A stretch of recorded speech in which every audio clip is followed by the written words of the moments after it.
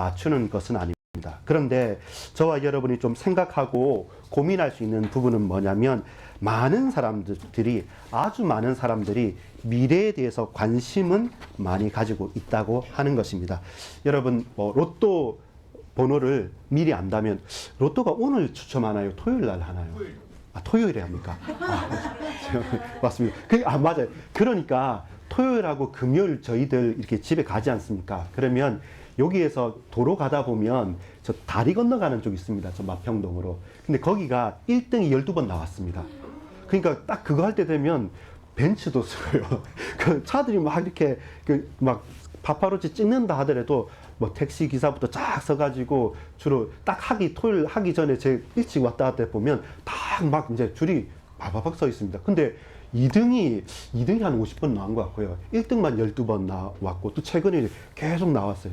지금 관심 있는 분들 좀 계신데, 봅니다. 오늘 이제 보면, 백투 더 퓨처, 여러분, 1987년도에 1탄이 나왔거든요. 한국에 개봉하고, 우리 어른분들은, 성인분들은 아는데, 1탄, 2탄, 3탄 해가지고, 이때 뭐 해자된 게 많아요. 그때 나왔을 때 뭐 하늘 날아다니는 스케이트보드도 있고, 그때 뭐 휴대폰도 나오고 뭐 여러 가지 있는데, 그게 실제로 이루어졌다. 뭐가 이루어졌냐, 안 졌냐, 이렇게 따지는 공상과학 영화나 소설가 같은 쪽에서 보면, 여러분, 미래에 대한 관심과 그 흥미와 그 뭔가 모르는 기쁨 같은 것은 지금도 계속되죠. 그래서 여러분, 보통 보면, 타임머신, 타임루프라는 것은 계속 반복되는 것, 영화 같은 데 보면 있지 않습니까? 그리고 또 1회차, 2회차, 3회차 인생을 살아가는 것처럼, 여러분 잘 아는 거 있을 때 송중기 나왔던 이거 하시는데 뭡니까? 원래는 그 웹소설 기반으로 해서 이게 IP가 잘 팔려가지고 또 시리즈로 제작하기도 한 재벌집 막내 아들 해서, 여기 재벌집은 아마 삼성 같습니다. 그래서 미리 IMF도 알고, 미리 분당 땅이 오를 것도 알고, 미리 다 알고, 그렇게 N차 인생. 근데 보통 옛날 같으면 부활하면 과거의 기억을 잊어버리는데, 요즘의 것은 두 번째, 세 번째, 마치 뭐 하는 것 같지 않습니까? 게임하는 것 같아요. 컴퓨터 게임하면 내가 하다가 죽으면 또 살아나니까 또 다음하고 또 다음 하는 것처럼 그렇게 살아가는 것들.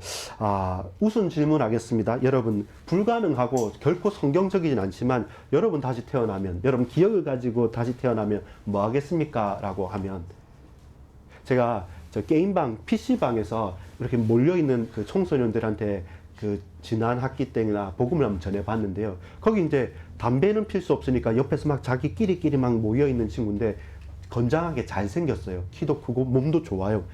뭐 너 왜 여기 있니? 이렇게 물어보고, 다른 사역자하고 함께 나가서 물어보니까 이 친구가 축구를 하던 친구예요. 운동을 하던 친구인데 중학교 올라가고 잘한다고 했는데 뭔가 무리하다가 무릎인가 어디가 문제가 생겼어요. 그리고 탁 이제 펼쳐버리고 이제 나와버린 거죠. 근데 이제 중3이고 고등학교 가야 되는데 자기는 인생 망했다는 거예요.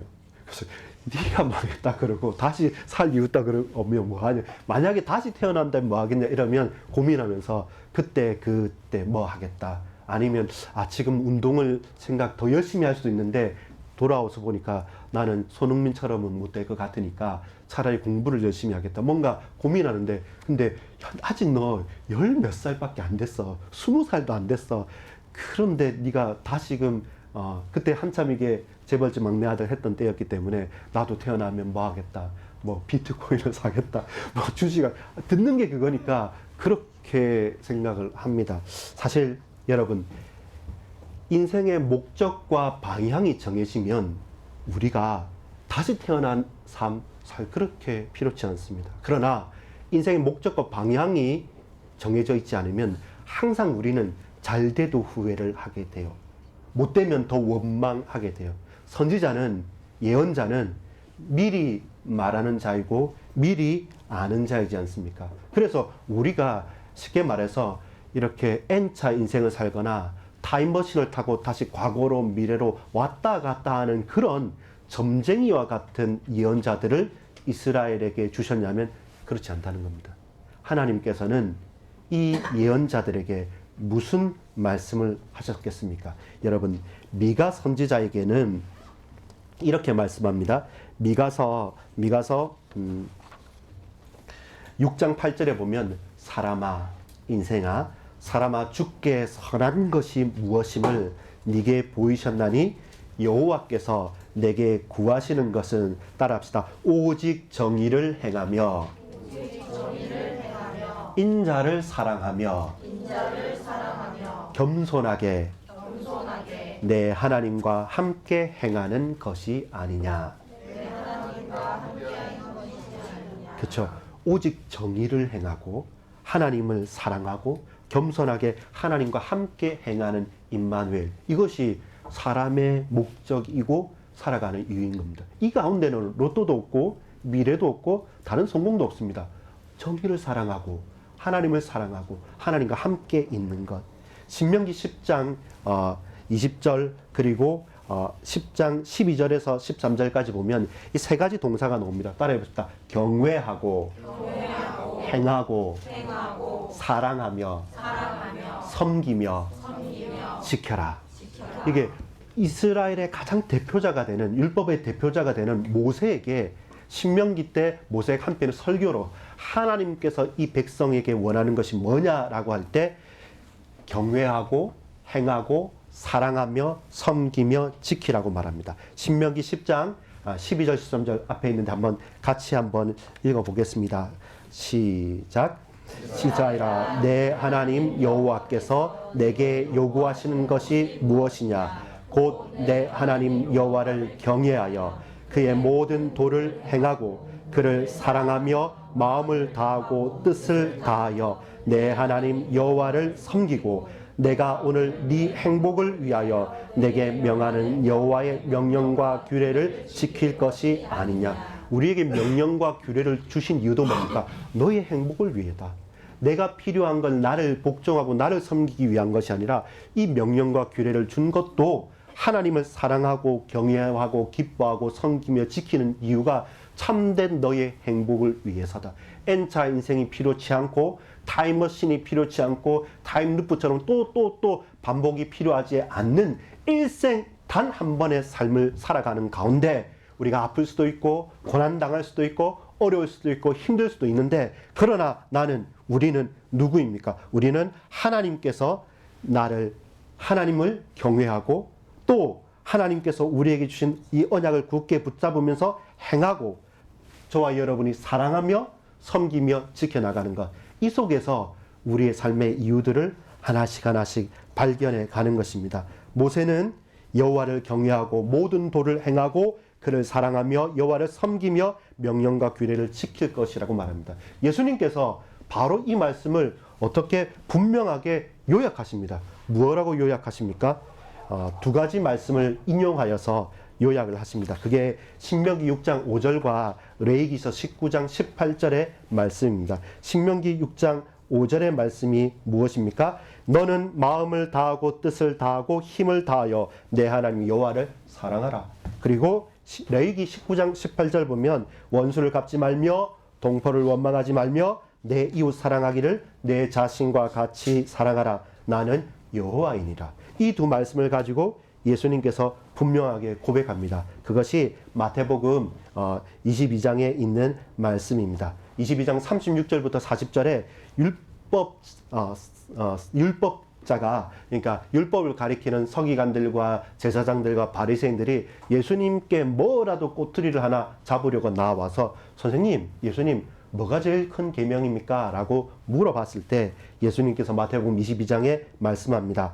선생님, 율법 중에 어느 계명이 크니까? 예수께서 이르시되 네 마음을 다하고 목숨을 다하고 뜻을 다하여 주 너의 하나님을 사랑하라 하셨으니 이것이 크고 첫째 되는 계명이요 둘째도 그와 같으니 내 이웃을 내 자신같이 사랑하라 하셨으니 이 두 계명이 온 율법과 선지자의 강령이니라. 이렇게 이 예언자들이, 하나님의 말씀을 맡은 자들이 이스라엘 백성과 또 그 본인들이 선포한 유일한 것은 딴 것 아닙니다. 하나님을 사랑하고 내 이웃을, 이 백성을, 또 이 인간들을, 하나님 형상 가진 인간들을 네 자신처럼 사랑하라. 그것이 가장 복된 것이고 그것이 가장 귀한 복음이다 라고 말씀합니다. 이곳의 성공도, 이것의 어떤 응답도 사실 들어올 만큼 비교 대상이 되지 않습니다. 그렇다면 여러분, 저와 여러분이 고백하고 붙잡아야 될 내용들이 뭡니까? 이 선지자들이 이 말씀을 미리 알고 점쟁이처럼 말한 것이 아니라 이 prophet이라는 영어 단어가 예언자 혹은 선지자 두 가지 똑같이 번역이 됩니다. 근데 우리가 좀 오해하기 쉬운 것은 선지자는 미리 그 지식을 아는 자라고 하니까 우리는 점쟁이처럼 무당처럼 이렇게 생각할 수 있지만 사실은 여러분 그 예언도 앞에 먼저 안다는 거거든요. 근데 예언자를 할 때 이 예자는 무엇으로 더 쓸 수 있냐면 맡을 예자입니다. 은행에 우리는 돈을 맡길 때 뭐라고 합니까? 예금이라고 하죠. 그래서 돈을 은행에 예금 맡기는 거고 돈을 뺄 때는 뭡니까? 출금이라고 합니다. 그런 맡기는 거예요. 은행이 나의 돈을 지켜주고 이자도 줄 것을 알기 때문에 먼저만 하는 게 아니라 돈을 맡기는 겁니다. 마찬가지로 여러분 저와 여러분이 꼭 봐야 될 내용들은 한 번만 확인해 주시겠어요?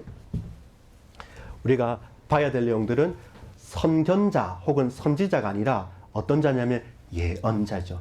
말씀을 맡은 자로서 저와 여러분이 언약을 딱 붙잡는 것이 무엇보다도 중요하고 필요합니다. 자, 하나님을 대변하는 사람, 하나님의 말씀을 맡은 사람, 말씀을 맡은 예언자, 하나님 대신 말하는 자입니다. 그래서 우리는 이 가운데 확인해야 될 것은 뭐냐면 여러분 이스라엘 히브리 말 자체가 어떤 거냐면 시제가 조금 다릅니다. 어떤 거냐? 우리는 과거가 있고 현재가 있고 또 뭐가 있습니까? 미래가 있잖아요. 근데 히브리 사람들은 그렇게 복잡하게 생각하지 않습니다. 어떻게 생각하냐면 완료와 미완료를 생각합니다. 완료는 뭡니까? 끝난 것, 이미 되어진 일. 밥 먹었습니까? 밥 먹었다. 그렇죠. 밥 언제 먹을래? 다음에 밥 먹자. 같이 먹자라는 것은 미래잖아요. 근데 쉽게 말해서 밥 먹었던 것은 끝난 완료의 일이고 앞으로 우리 같이 모여서 밥 먹고 또 같이 좋은 시간 지내고 또 우리 좀 이따가 점심 식사 시간 하지 않습니까? 그리고 우리는 밥 한 번만 먹고 다시 먹는 사람이라 늘 밥을 먹지 않습니까? 그래서 그건 미완료예요. 미래라는 것은 뭐냐면 오늘에서부터 내일 모레 계속 되는 거, 그게 미완료예요. 그래서 이스라엘 백성들에게 관점은 뭐냐면 이 약속이 이루어졌느냐 이루어지지 않았느냐.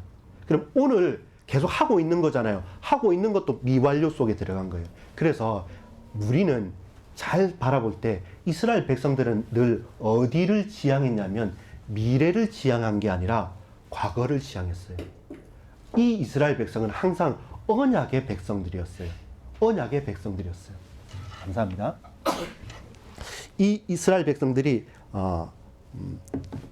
언약의 백성들이었기 때문에 그 말씀을 맡아서 전달하는 사람입니다. 그래서 좀 우리가 생각하고 고백해야 될 게 메시지하고 메신저의 차이가 있지 않습니까? 메시지는 말 그대로 내용이고 말입니다. 메신저는 누굽니까? 그 말을 하는 사람이죠. 근데 예언자는 뭐냐면 직접 내가 말하는 자이긴 하지만 대리자입니다. 하나님께서 당신의 말씀을 선지자를 택하셔서 예언자를 택하셔서 이 백성에게 대신 말하는 전달자인 것이죠. 우리 둘이 대화할 때 직접 당사자이기보다는 그걸 전달해주는 메신저인 거죠. 그래서 메신저가 대단한 거 아닙니다. 메신저가 또 뭐 큰 것도 아닙니다. 마치 디자이너가 뭐 패션쇼를 하지 않습니까? 그러면 옷이 돋보여야 됩니까? 모델이 돋보여야 됩니까? 옷이 돋보여야 돼요. 그래서 여러분 주로 모델들 보면 저는 처음 볼 때는 왜 키만 삐쭉하고 깡말라가지고 인상도 아무 인상 없이 무표정하게 막 걸음만 딱 걷는 그러니까 그 얼굴이 안 와닿는 거예요. 연예인과 탤런트들이 한 번씩은 설 수 있지만 그 런웨이라 그러죠. 거기에 안 서는 것은 그 사람들은 자기가 빛나요. 자기 얼굴이. 나를 알아달라는 거고 모델들은 철저하게 그 옷에 내 몸을 맞춰서 이 디자이너가 이 옷을 발표할 때 나는 가장 그 디자이너의 생각과 그 옷에 맞게 내가 풋워크를 하는 거죠. 걸어가는 거죠. 그래서 옷을 봐라는 거죠. 우리가 그런 런웨이를 걸어가는 모델 같은 사람입니다. 달이 태양빛을 받아서 반사해서 빛을 비추는 것처럼 빛의 내용 중심 자체는 우리에게 있는 게 아닙니다. 우리가 왕 같은 선지자 같은 제사장 같은 축복을 가지고 살지 않습니까? 우리가 하나님을 바라보고 소망하고 집중해야 할 때 우리로 말미암아 하나님의 빛이 비춰지는 것이지 그 메신저 자체가 힘이 있고 능력 있고 대단한 것은 아닙니다. 거기에 속지 않아야 됩니다. 예레미야 선지자가 있었을 때 많은 사람들이 그 하나님의 메시지를 저버립니다. 그리고 그 메시지를 곡해하는 하나냐와 같은 아니다 우리 2년만 참으면 된다 그리고 회복할 거라는 거짓 선지자에게 열광한 건 뭐냐면 아니 예레미야에게 하나님의 말씀이 또 임하고 또 임했는데 이 하나냐는 2년이면 끝이다 조금만 참으면 된다라고 말할 때 누구에게 집중했습니까? 그 말씀의 진위 진리의 여부에 집중한 것이 아니라 그 말 내가 듣고 싶은 말 내가 원하는 말 잘하는 그 사람 메신저에게 집중하니까 그 사람 대신 전하는 사람인데 대신 지 마음대로 한 거예요. 그러니까 거짓말하는 거죠. 거짓 선지자지 않습니까? 예레미야 때 우리가 봐야 될 부분도 바로 그와 같습니다. 오늘 우리가 바라보는 말씀 가운데 이스라엘의 여러 선지자 중에 특별히 집중해야 될 선지자는 오늘 예레미야 선지자입니다. 예레미야 선지자입니다. 주로 예레미야 선지자는 제3기에 속한 선지자입니다. 주전 7세기 정도. 원래 주전 9세기, 8세기, 7세기 이렇게 100년 단위로 선지자들이 많이 나타나는데 제일 이제 북왕국 그러니까 남유다보다 저 북이스라엘의 선지자들이 먼저 왔어요. 생각해 보십시오. 선지자가 나타난다는 말은 주로 심판과 경고를 말하는 사람이라고 한다면 그 땅과 그 나라가 혼란스러울 때일까요? 아니면 평안할 때일까요? 예, 혼란스러울 때라고 생각하죠? 아닙니다. 평안할 때입니다. 육체적으로 육신적으로는 가장 부강할 때입니다. 가장 잘 나갈 때에 시작해서 망할 때까지 얘기를 하는 거죠. 그래서 우리는 그때가 극적이기 때문에 혼란스러울 때라 생각하지만 제일 많이 일어날 때는 북왕국 북이스라엘이 제일 왕성할 때 그리고 다윗 솔로몬에 제일 올라갔지 않습니까? 가장 좋을 그때 이제부터 이제는 딱 꺾이기 시작하지 않습니까? 그때서부터 또 나타나는 것이죠. 그러면서 솔로몬 이후에 나라가 나뉘게 되지 않습니까? 남북으로. 그래서 북이스라엘이 발전하면서 나타났던 사람이 우리가 잘 아는 엘리야와 엘리사가 주전 9세기에 딱 첫 번째 1세대 선지자가 되고요. 그 다음에 2세대 선지자가 누구냐면 이제 예레미야는 7세기 정도가 되고 우리가 제일 잘 아는 많은 선지자들 뭐 이사야, 뭐 호세야, 뭐 미가 기타 등등 이렇게 거의 대다수의 사람들은 주로 8세기입니다. 그때가 제일 극심한 혼란기이기는 합니다. 나름대로 나라는 안정됐는데 그 안에서 혼란스러운 거죠. 생각해 보십시오. 나라가 힘들면 누가 쿠데타 해가지고 하겠습니까? 내가 왕 되고 싶으니까 이쪽에서도 저쪽에서도 일어나고 이제 마지막 이제 끝까지 버틸 때가 언제냐면 이 예레미야 선지자 때입니다. 하박국 선지자 같은 이렇게 지나가는 부분에 있는 겁니다. 근데 이 예레미야는 우리가 한번 이해해야 될 게 뭐냐면 이스라엘의 5명의 왕, 마지막 5명의 왕들을 봤던 사람입니다. 마지막 5명의 왕. 요시야 왕이요. 요시야 왕 13년 때인가 예레미야가 딱 서게 되는데 요시야 왕은 마지막 불꽃입니다. 이스라엘의 종교 개혁을 하고 마지막으로 하나님께 돌아오자고 말하면서 모든 우상의 상당을 회파하고 하나님 말씀을 그 헐어버린 성전에서 발견해가지고 다시금 말씀을 낭독했던 모든 것들이 신앙이 부흥되는 마지막 불꽃이었는데 그게 전쟁을 하다가 죽어버렸어요. 그리고 나서 그 아들, 그리고 그 사촌 왔다 갔다 하면서 그 안에서 또 본격적인 문제가 일어나고 그러면서 이게 여러분 역사란 게 쉽지 않은 게 우리나라만의 역사가 아닙니다. 이제는 우리나라가 이 가운데 흔들리지 않습니까? 근데 하나님께서는 예레미야를 선지자를 어떻게 여러 나라의 열방의 선지자로 세우시거든요.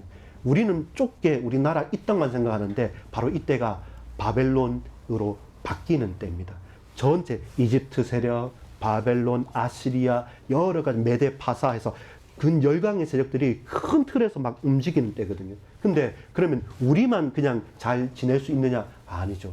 거기에 휩쓸려 들어가는 것이죠. 휩쓸려 들어가면서 하나님께서 너희가 범죄함으로 말미암아 너희를 저들에게 저 느부갓네살에게 붙였다. 그 칼에 그 손에 붙였으니까 손 들고 가라. 그리고 내가 다시 회복하겠다라고 하는 말씀이 30장부터 33장까지의 소망과 희망의 노래입니다.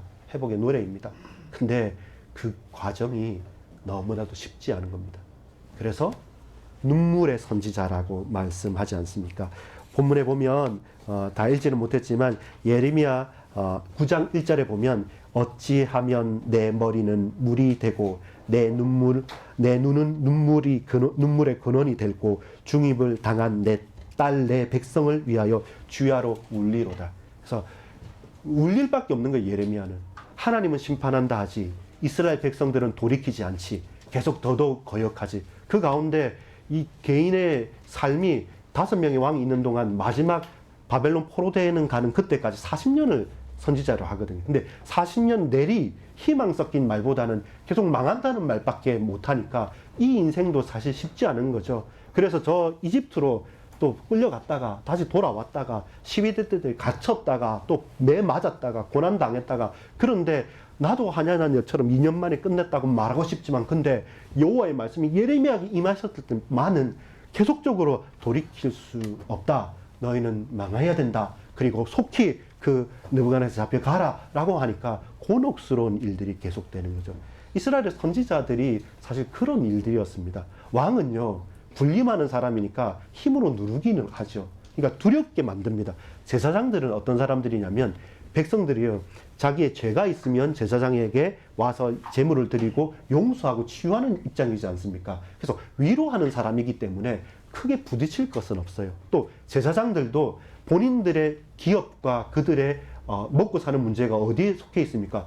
이미 이스라엘 안에 있기 때문에 이스라엘 백성들과 성읍들이 복을 받고 부강하지 못하면 우리가 먹고 살 것도 없기 때문에 타락하기도 쉬워요. 그리고 같이 함께 생활하는 사람들이기 때문에 어쨌든 이 백성을 위해 기도해주고 안위해주고 도와주는 사람인데 선지자는 본질적으로 아까 말했지만 가장 희망 있을 때 가장 잘 나갈 때 망한다 그러고 이제는 이 정도 망했으면 좀 돌이키면 이제 하나님 용서해 주지 않습니까? 이럴 때 아니다 더 망할 거다. 10분의 1이 남을 때까지 더 망해야 된다. 이렇게 말하니까 어디서든지 뭐 하층민에서부터 저 왕까지 좋은 소리 들을 사람이 아니죠. 우리가 두 번째 봤던 것처럼 오늘 본문에 읽은 것처럼 아나돗이라는 그 고향에서까지 예레미야는 왜 돌림을 당한 겁니다. 제사장의 지파였기 때문에 처음에 위로하고 힘을 주고 같이 끈끈하게 있는 그런 사람이었어요. 근데 그 제사장 지파의 제사장 역할을 하는 예레미야를 부르셔서 너는 이제부터 오늘부터 선지자가 되라 라고 말하면서 요시야 왕에게 붙였어요. 그때는 모든 게 갱신되는 때니까 좋았는데 이제는 그 다음부터는 내리 40년 동안 계속 망한다는 소리만 하니까 그 같이 있었던 고향에 나가면 투표하면 찍어주는데 고향 사람들이 마음을 더 버렸던 겁니다. 그러면서 오늘 우리가 읽었던 32장에 어떤 내용입니까? 고향 친척이 와가지고 밭사라는 겁니다. 생각해 보십시오, 여러분. 망할 거고 우리 다 회파될 거고 우리 포로 끌려간다는 사람이 밭을 왜 삽니까? 이건 네가 의무가 있으니까 뭐 그렇게 비싸지도 않으니까 사라고 그것도 왕궁에 있고 어디 좋은 자리에 있는 것도 아니고 시대 안에 갇혀서 감옥 속에 있고 비참하게 있는 사람한테 와서 놀리듯이 네 의무니까 네가 사라라는 겁니다. 떠넘기듯이. 근데 예레미야라고 뭐라고 말합니까? 이게 하나님의 말씀임을 그가 들었던 겁니다. 그리고 그는 정확하게 은 17세기를 주고 삽니다. 그리고 그것을 공증을 합니다. 공증을 해서 하나는 봉하고 하나는 누구에게 맡깁니다. 바룩에게 맡깁니다. 그래서 예레미야서가 그 모든 그 선지서들보다 제일 길어요, 양이. 바룩에게 맡겨서 영원토록 이 증서를 그리고 바룩은 더 많은 글들을 보호했던 사람들이 있었기 때문에 그게 지금까지 남아 있기도 한 겁니다. 무슨 말씀, 뭐가 필요하겠습니까? 여러분, 우리가 이 시대에 살아가는 이유가 바로 거기에 있습니다. 적당하게 타협할 수도 있고 적당하게 그렇게 살아갈 수 있는데 불편함을 감수하면서도 듣기 싫은 이야기, 내가 하기 부담스러운 말들이 하나님의 말씀이라고 한다면 신실하게 정확하게 고백하고 또한 그렇게 따라 살아갈 수 있느냐는 겁니다. 아까 우리가 본문에 읽었던 것처럼 신명기 말씀에 모세가 말했던 것처럼 하나님을 경외하며 살 수 있는가? 우리가 그 말씀을 따라 행하며 살 수 있는가? 정말 하나님 사랑하면서 섬기면서 지키면서 살 수 있는가? 그게 이스라엘의 선지자들에게 말씀을 맡은 예언자들에게 주어진 겁니다. 여러분, 이 말씀을 설교하는 목회자 저에게 주어진 게 아니라 여러분에게, 나에게, 우리 자녀에게, 각자에게 주어졌습니다. 우리 친구들에게 주어졌고, 여러분 반드시 하나님의 말씀을 가지고 1대1로 하나님께 만남의 축복, 정말 하나님을 만나는 영적인 거듭남 자체가 반드시 필요합니다. 그 말씀이 결국은 나와 우리 가정과 현장을 변화시키고 살리는 말씀이니까요. 심판 중에도, 환난 중에도, 그러나 하나님은 예레미야를 통해서 끝까지 붙들어 주시는 게 뭡니까? 너는 아나돗의 밭을 사라는 말씀입니다. 만약에 하나님이 심판만 하시고 저 이방의 왕들처럼 내 말 들으면 복 주고 내 말 어기면 멸망시키고 죽이는 것이 아니고, 하나님이 여호와 하나님이고 나의 하나님이고 하나님 내 하나님이고 너희는 내 백성이라는 그 고백이 맞다고 한다면 저와 여러분은 이 말씀을 받는 거죠. 포로가 되어서 멸망이 되어서 나라가 다 끝장나는데 살 필요가 없는 그 밭을, 그것도 아주 비참한 감옥소에서 왜 아나돗에 내 고향 집에 그 밭을 사겠습니까? 근데 사라라는 거죠. 여러분, 어떤 말씀이 생각납니까? 저는 창세기 50장의 말씀이 생각하는데요. 창세기 50장 13절에 보면 그를 가나안 땅으로 메어다가 마므레 앞 막벨라 밭 굴에 장사하였으니 이는 아브라함이 헷 족속 에그론에게 밭과 함께 사서 매장지를 삼은 곳이더라. 요셉도 나중에 애굽 땅에서 약속하지 않습니까? 너희가 다음에 이 땅을 벗어나서 출애굽해서 다음에 갈 때 내 부모가 아브라함과 사라가 모든 우리 조상이 장사했던 그 가나안 땅에 내 뼈를 들고 가라고 해서 나중에 출애굽할 때 실제로 요셉 뼈를 들고 가서 세겜에서 장사 지냅니다. 여러분, 이것이 우리가 붙잡고 놓치지 말아야 될 하나님의 약속이고 증거입니다. 여러분, 우리나라가 망하는데 내일 주식 투자하겠습니까? 우리나라가 전쟁에서 해파되는데 우리가 땅을 사겠습니까? 아니죠. 현금을 사야 되고 금을 가지고 있어야겠죠. 근데 반대로 망할 줄 알고 소망도 없고 뜻도 없고 모두 다 미쳤다고 하는데, 근데 이것이 하나님의 말씀인 줄 고백하고 알았기 때문에 아나돗의 밭을 돈을 주고 은을 주고 그가 사게 되는 것입니다. 여러분, 8절 32장 8절 하반절을 제가 읽겠습니다. 너는 베냐민 땅 아나돗에 있는 나의 밭을 사라. 기업의 상속권이 네게 있고 물을 권리가 네게 있으니 너를 위하여 사라 하는지라. 내가 이것이 여호와의 말씀인 줄 알았으므로. 여호와의 말씀인 줄 알았으므로. 그래서 그가 예언자고 선지자입니다. 우리가 하나님의 백성인 이유는 이것이 하나님의 말씀인 줄 알았으므로입니다.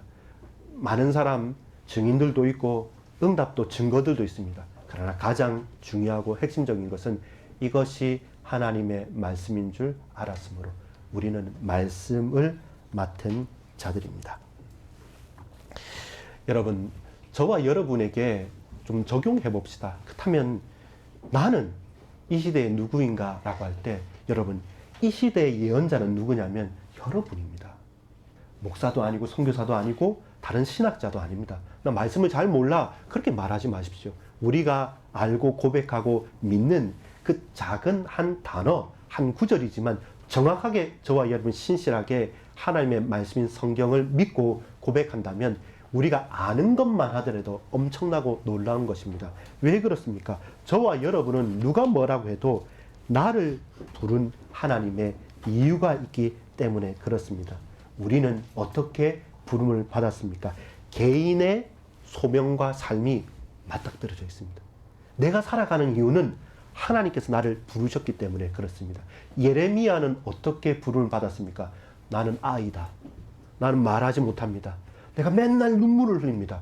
그런데 너는 열방의 선지자로, 여러 나라의 선지자로 내가 너를 세웠다. 이거에 예레미야의 소명이었습니다. 저와 여러분의 소명은 뭐냐면 우리는 십자가에 있는 겁니다.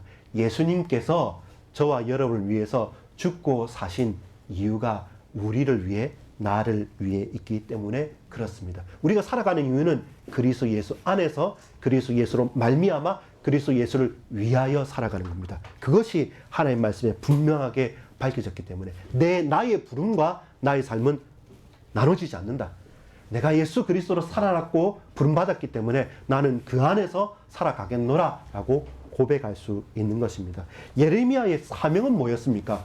이 시대에 멸망을 선포해야 됩니다. 내가 원하는 말, 그들이 듣고 싶은 말이 아니라 하나님께서 말하고 하나님께서 증거하는 말씀을 그들에게 선포하는 것이 예레미야의 사명이었습니다. 마찬가지입니다. 여러분, 가정의 사명과 가정의 몫이 뭡니까? 우리 가정의 사명과 가정의 몫이 뭡니까? 가정에서 해야 될 것은 가나안입니다. 우리 자녀들이 나아가야 될 하나님께서 지시할 그 땅으로 갈 수 있도록 우리 가정에서 준비하는 거고, 하나님께서 지시할 그 땅으로 나아가기 위해서 저와 여러분이 부모들이 부모의 역할을 하고 자녀들이 자녀의 역할을 감당해 가는 겁니다.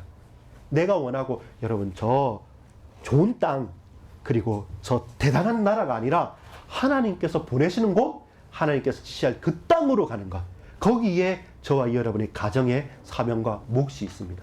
안 그러면 전부 다 여러분 우리가 그 서울 강남으로 뭐 어디 유명한 곳으로 좋은 나라로만 생각한다면 불신자들과 별반 다를 게 없습니다. 그거는 우리 가정이 필요 없지 않아요. 많은 세상에 말들이 많은데 그 가운데서 우리 집에서 예배하고 기도하고 우리 자녀와 우리 부모가 영적으로 소통하는 가운데 너는 하나님께서 우리는 이 가정이 우리 모두가 이렇게 하나님 지시할 땅으로 가자.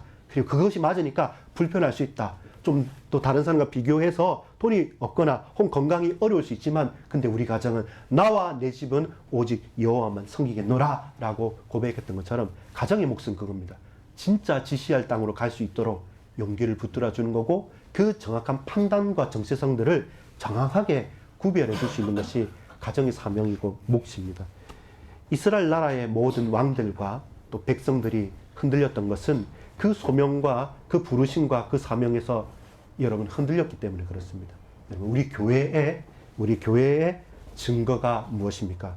우리 교회는 빛을 발해야 됩니다. 빛과 소금이라고 하나님의 자녀인 백성들에게, 당신의 자녀들에게 말씀을 하셨습니다. 어떻게 말씀하십니까? 마태복음 5장 14절 보면 너희는 세상의 빛이라 산 위에 있는 등대가 숨기지 못할 것이고 15절에 사람이 등불을 켜서 말 아래에 두지 아니하고 등경 위에 두나니 이러므로 집안 모든 사람에게 빛이니라. 교회는 증거입니다. 어떤 증거냐면 빛의 증거입니다. 교회는 역할이 있습니다. 어떤 역할입니까? 소금의 역할입니다. 여러분 누가 뭐라고 해도 그리스도의 몸된 교회가 반드시 해야 될 것은 소금은 좋은 것이로되 마가복음 9장 50절에 말합니다. 만일 소금이 그 맛을 잃으면 무엇으로 이를 짜게 하려 너희 속에 소금을 두고 서로 화목하라 하시니라. 소금이 맛을 잃으면 마태복음에는 발에 밟힌다는 거죠. 아무짝에도 쓸모없다고 했죠. 교회가 친목단체도 아니고 우리 교회에서 부동산 투자할 것도 아니고 여기서 부자 되는 법을 가르치지도 않습니다. 부족한 저와 우리 모든 여러분이 될 수 있으면 같이 예배하고 찬양하고 기도하고 한 영혼을 귀하게 보고 그러면서 더더욱 그 영혼을 놓고 기도하고 그리고 생명 살리는 그것에 올인하고 마음을 쏟으면서 어떻게든 이 말씀대로 살아갈까를 아둥바둥하면서 걸어가는 그것이 교회의 증거고 역할이고 빛과 소금의 역할을 감당해 가는 것입니다. 여러분 십자가가 나의 소명, 나를 부름의 이유입니다. 마태복음 16장 24절에 보면 이에 예수께서 제자들에게 이르시되 누구든지 나를 따라오려거든 자기를 부인하고 자기 십자가를 지고 나를 따를 것이니라. 여러분 우리의 삶은 우리의 부름은 십자가로부터 시작되는 것입니다. 그리고 우리 온 가정이 가야 될 분명한 목표와 방향은 오늘 예언자들이 이스라엘 예언자 선지자들이 말한 것처럼 하나님을 사랑하고 우리 이웃을 내 몸처럼 사랑하는 그 가운데 말씀 따라 말씀을 맡아서 그 말씀을 신실하게 증거하며 살아가는 것이 우리 가정에서 반드시 붙잡아야 될 것이고 우리 몸된 교회가 될 수 있으면 빛과 소금의 역할을 신실하게 감당해 가는 것, 그 일의 증거로 서는 것입니다. 그러면 여러분 결론 맺겠습니다. 더 이상 우리는 점쟁이가 아닙니다. 우리는 이 땅에서 지금 이 순간에 우리는 현장에서 하나님의 말씀을 맡은 자, 예언자의 축복을 가지고 살아갈 수 있습니다. 그렇다면 어느 사람, 어느 곳에서 누구를 만나든 우리는 말씀을 맡은 자로서 예언자의 축복들을 증가할 수 있습니다. 나는 부족하지만 내 껍데기는 없지만 내 속에 내게 말씀을 대신 전하라고 맡겨주신 여호와 하나님은 분명한 하나님이시기 때문에 그 주님의 말씀을 저와 대언하는 것이죠. 미래가 필요치 않습니다. 두렵지도 않습니다. 고통이, 환난이 영원하고 끝까지 계속 갈 거나 보지만, 그러나 하나님께서는 예레미야에게 아나돗의 밭을 사라한 것처럼 그 환난의 때에 저와 여러분에게 밭을 사라왔습니다. 여러분, 로또를 사겠습니까? 아니면 말씀의 밭을 사겠습니까? 우리에게 가장 귀한 것이 무엇이고 우리에게 가장 필요한 것이 무엇입니까? 그것을, 미래를, 소망을 두고 살 수 있는 사람. 다 허비한다, 그 필요 없다, 그 망했다는데 나는 말씀을 맡았고 그 말씀이 확실하기 때문에 내 인생 전부를 들여서 그 밭을 사는 것입니다. 오늘 저와 여러분이 사야 될 밭이 무엇입니까? 오늘 저와 여러분이 맡은 말씀이 무엇입니까? 오늘 저와 여러분을 예언자로, 선지자로 부르신 하나님의 부름에 나는 무엇으로 답하겠습니까? 영광으로 답하지 말고 십자가로 답하십시오. 우리 가정은 사람들이 가는 그 기준에 길을 열고 팔랑귀가 되는 것이 아니라 길을 닫고 하나님의 말씀에 더욱더 집중할 수 있는 그 영안을, 그 귀를 활짝 열길 바랍니다. 우리 교회는 눈을 떠야 됩니다. 눈을 뜨고 진짜 빛이 어디에서 비추는가? 우리가 과연 정말로 소돔같이 살아가는가? 그렇다면 이전까지의 판단과 이전까지 생각들이 사실 많은 것들이 교정되어야 되고 더욱더 진실하게 저와 여러분이 열심으로 소망을 가지고 하나님의 말씀을 맡은 자로서 그 말씀에 전념하면서 달려나가시기 바랍니다. 그런 여러분은 점쟁이가 아닌 예언자로서, 하나님의 말씀을 맡은 자로서 그 역할을 함께 감당해 가기를 소망합니다. 우리 친구들 함께 그 응답을 누리는 저와 여러분 되기를 간절히 소망합니다. 기도하겠습니다. 아버지 하나님 감사합니다. 예레미야 선지자 눈물의 선지자이며 아이처럼 아무것도 모른다 하였고, 그러나 그에게 하나님 말씀을 맡기셨고 열방의 선지자로 세우셨음을 믿습니다. 하나님, 우리 모릅니다. 그래서 하나님께서 말씀을 우리에게 허락해 주옵소서. 하나님, 우리 두렵습니다. 그래서 내가 사야 될 아나돗의 밭을, 하나님 말씀을 보여주옵소서. 갈 바를 알지 못하기 때문에 분명한 지시할 땅, 가나안 땅으로 갈 수밖에 없는 이유 있는 고백을 우리 각각의 가정마다 허락하여 주옵소서. 빛과 소금의 역할을 감당하는 반석교회가 되어줄 수 있도록 주님, 우리 모든 성도님 각각 개인들이 참된 예언자의 축복을 이 땅에서 지금 누릴 수 있도록 역사해 주옵소서. 예수 그리스도 이름으로 간절히 기도합니다. 아멘.